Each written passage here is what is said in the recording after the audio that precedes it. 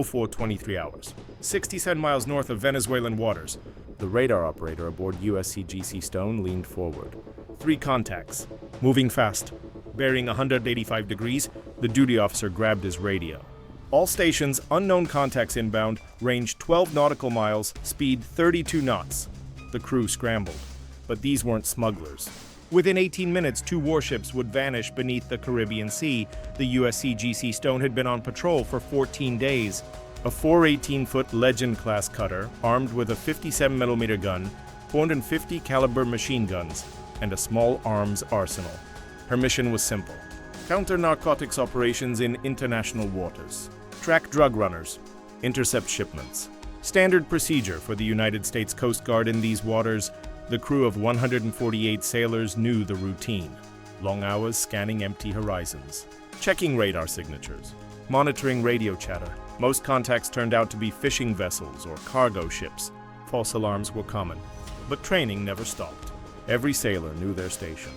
Every weapon system remained ready. The Stone had intercepted 4 drug shipments that month alone. Over 2,800 kilograms of cocaine, street value exceeding $84 million. The cartels were getting desperate. Their routes were collapsing. Losses were mounting. And someone was paying attention. Venezuela had been watching. Their naval command tracked every Coast Guard movement, every interdiction, every patrol route. The Stone's success wasn't just disrupting drug traffic. It was cutting into revenue streams that funded certain government operations. Unofficial operations, the kind that never appeared in budget reports. At 04:23 hours, 3 Venezuelan Navy patrol boats departed Puerto Cabello Naval Base, fast attack craft, each armed with 76mm naval guns, 20mm cannons, and heavy machine guns. Total crew of 28 per vessel. Their orders came from high up the chain of command. No written record, no radio confirmation, just verbal instructions delivered in a closed room. The patrol boats were classified as Constitution-class vessels, based on Spanish designs, 70 feet long, capable of 35 knots at full speed. They weren't designed for deep ocean combat. These were coastal defense ships, built for patrolling territorial waters and asserting presence. Not for engaging United States military assets in international waters, but someone made a decision that morning. A decision that would cost Venezuela 2 warships and 33 sailors. The radar operator aboard the Stone tracked the 3 contacts as they crossed into international waters. Standard procedure required identification. The communications officer sent a standard hailing message on Channel 16. Unknown vessels bearing 185. This is United States Coast Guard Cutter Stone. Please identify yourself and state your intentions. Silence. The message repeated 3 times. No response. The contacts maintained course. Speed increasing. Now 34 knots. Range closing. 8 nautical miles. The captain of the Stone, Commander Rachel Hayes, stood on the bridge. 22 years of service. 3 combat deployments. She had faced smugglers, pirates, and hostile vessels before. But something felt different. The approach vector was wrong. Too direct, too fast. And the silence was calculated. "Sound general quarters," she ordered. All hands to battle stations. Alarms echoed through the ship. Sailors ran to their positions. The 57 gun crew loaded and trained their weapon forward. Machine gunners manned their stations on the deck. The engine room pushed the Stone to maximum speed. 28 knots.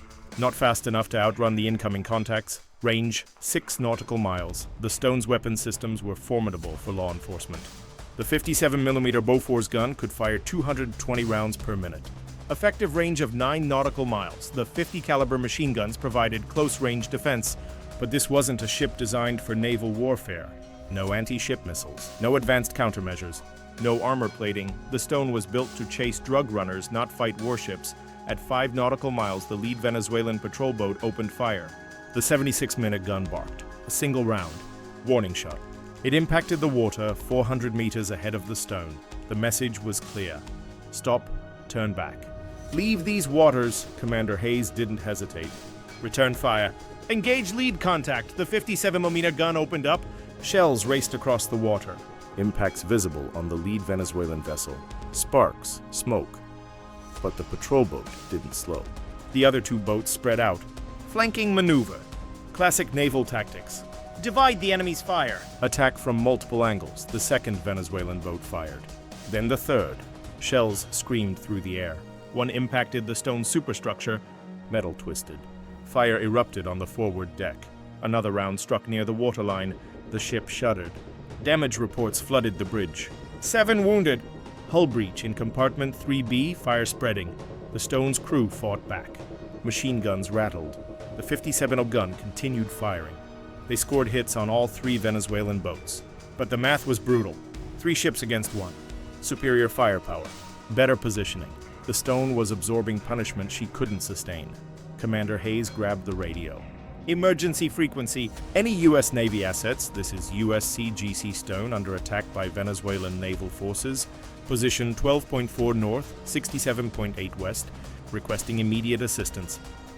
Nautical miles away, USS Gravely received the transmission. The USS Gravely was an Arleigh Burke class guided missile destroyer. 505 feet of combat power, Aegis combat system, and SPA-1D radar capable of tracking over 100 targets simultaneously, and 8 RGM-84 Harpoon anti-ship missiles. Commander James, retired, captain of the Gravely, listened to the Stone's distress call. His decision took 4 seconds. Combat systems spin up Harpoon batteries. Plot firing solution on hostile contacts. Helm, flank speed, course 195. The Gravely's gas turbines roared.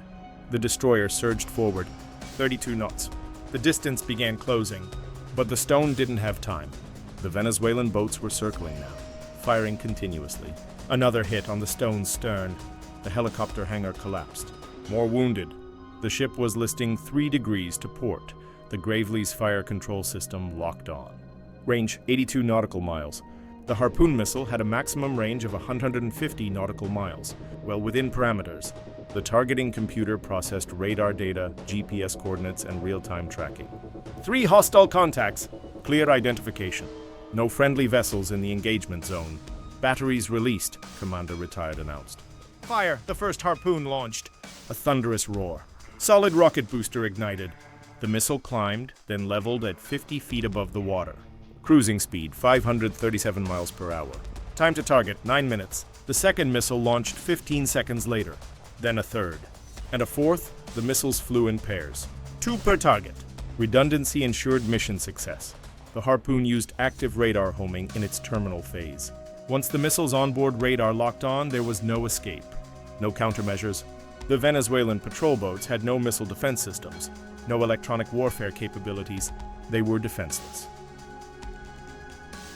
Aboard the lead Venezuelan boat, the captain saw the first missile on radar, a contact moving at impossible speed. Straight at them, he ordered evasive maneuvers. The boat turned hard to port. 35 knots, full rudder. It didn't matter, the Harpoon's radar locked at 20 kilometers. Terminal guidance activated. The missile descended to 15 feet above the waves, skimming the surface. Invisible to the naked eye until the final seconds, impact, the 488-pound warhead detonated inside the patrol boat's hull. The explosion tore through the engine room, fuel tanks, and ammunition storage.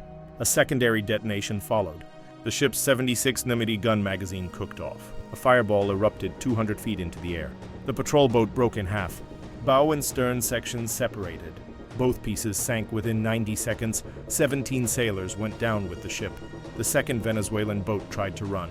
Full speed back toward territorial waters. The captain broadcast a mayday, requested air support, requested anything. The second pair of Harpoons was already in flight. The missiles tracked perfectly, separated by 8 seconds. The first Harpoon struck amidships. The warhead punched through the thin hull plating before detonating. The boat lifted out of the water.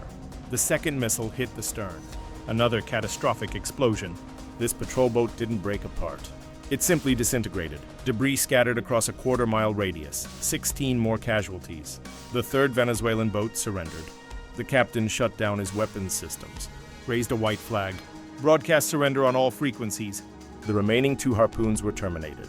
Mid-flight abort. They splashed harmlessly into the ocean 40 miles from target.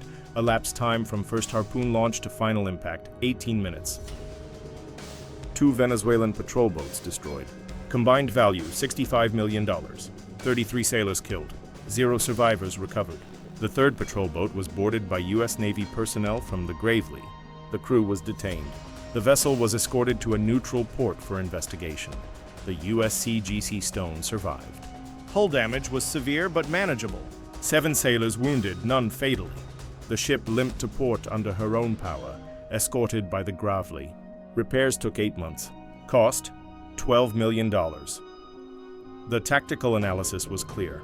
Modern naval warfare had evolved beyond traditional gun duels. Anti-ship missiles changed everything: range, speed, precision. A destroyer 88 miles away had eliminated 2 hostile vessels without ever seeing them. The Venezuelan patrol boats never had a chance. Their 76-meter guns were obsolete. Their tactics were from another era. The Harpoon missile represented a different kind of warfare. Fire and forget. No prolonged engagement. No maneuvering for position. Just detection, lock, launch, and impact. Clinical, efficient, devastating. The technological gap was insurmountable. Venezuelan patrol boats were capable vessels for their intended role. Coastal defense, anti-smuggling operations, port security, but they were never designed to challenge United States Navy destroyers in open water. The decision to attack the Stone was a miscalculation, a fatal one. Venezuela's government initially denied the incident, then claimed the patrol boats were on a routine training exercise, then blamed rogue commanders. The story changed 3 times in 4 days. International pressure mounted. The United Nations demanded an investigation. NATO allies expressed support for United States actions. Russia and China issued carefully worded statements about maritime sovereignty. The truth emerged through intercepted communications and survivor testimony. The attack was authorized.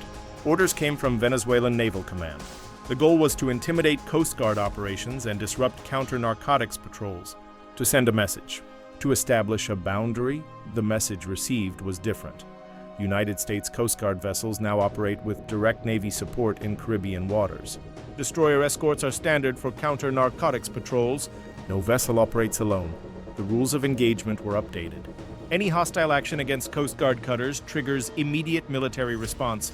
Venezuela lost more than 2 patrol boats that day.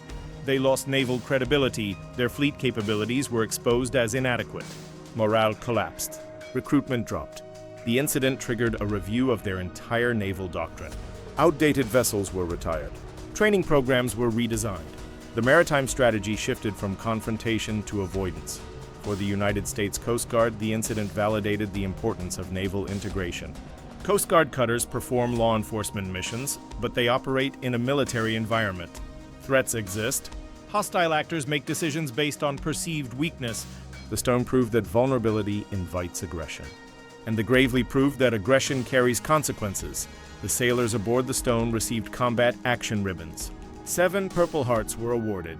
Commander Hayes was promoted to captain.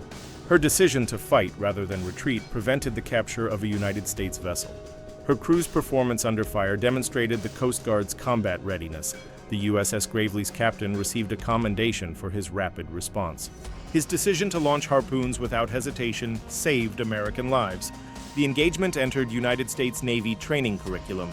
Case study material for surface warfare officers. A textbook example of decisive action in response to a maritime threat.